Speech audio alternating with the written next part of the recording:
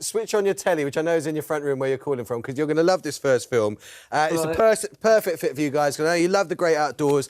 This is all about the great outdoors. It's all about some stunning scenery, friendship, which is what these two are all about, when you can see them, and, of course, a spot of fishing too. Yes, here's how one man's business has flourished despite adversity, and it's brought his local community closer together.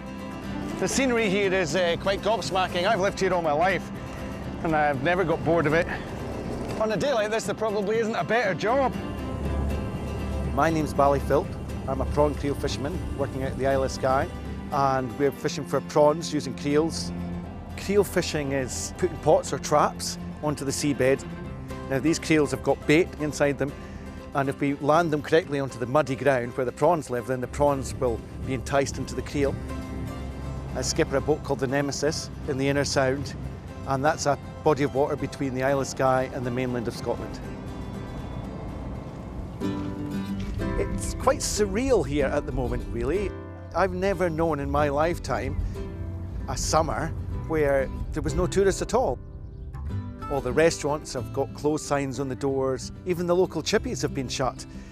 It's definitely been very different this year to any other year I've ever known. As you can see, there's nothing. It's like a ghost town. There's nobody around whatsoever. But folks are just generally rallying round and supporting everybody else.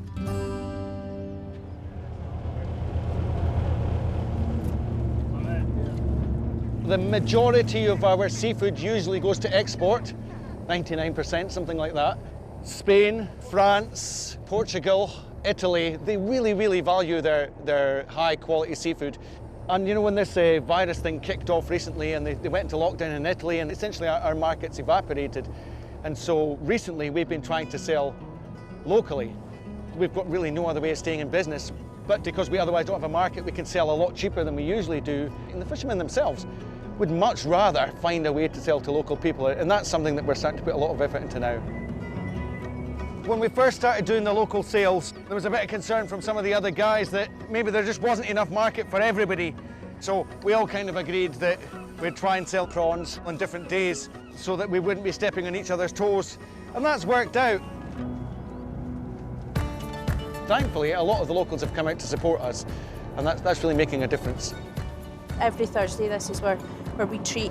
They come over and get the fresh prawns off the boat from Bally.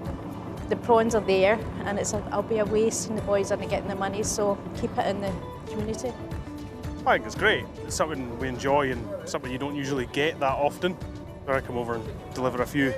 We do ask a couple of our neighbours if they're wanting any, and see happy enough to drop them over here anyways. I think it's fantastic. It's a great way for the locals to be able to even meet up at the end of the pier and have a chat and buy locally is just great. Bringing the produce home, it's lovely. I've never done it before now, so I think with COVID there's been a lot more of a push for local communities to come together and to support the local businesses. We recognise almost everybody, but a lot of these guys I've never really had the privilege of meeting before, so this is great. We ask everybody to post pictures on social media of their dinner, and that helps drum up more custom. Cheers, Bally. Delicious, thank you. Certainly, it's been some of the most exciting fishing I've ever done in my life, being able to come home and sell everything I've caught that day to a queue of people on the pier, people that I know and people that I'm getting to know. I think that's definitely something I'd like to see a lot more of. Wow. Lovely. I want to go on holiday so badly, but I want to go to the Isle of Skye after watching that. It's beautiful. I've never been. Have you been? You have to go, yes. It looks absolutely honestly, it's gorgeous amazing. Bob, I know you saw that film that we sent you a little bit earlier. You've struggled a bit with fly fishing. How do you think you'd get on doing creeler fishing off the coast of Scotland? I think I could drop a basket off the side of the boat. Yeah, I might go in with it. But I think I could do that. Hey, we've got Paul Whitehouse. I was very surprised to see the colour of the prawns. Now then, gentlemen, I thought they would only be orange once you'd cooked them, but maybe that's me.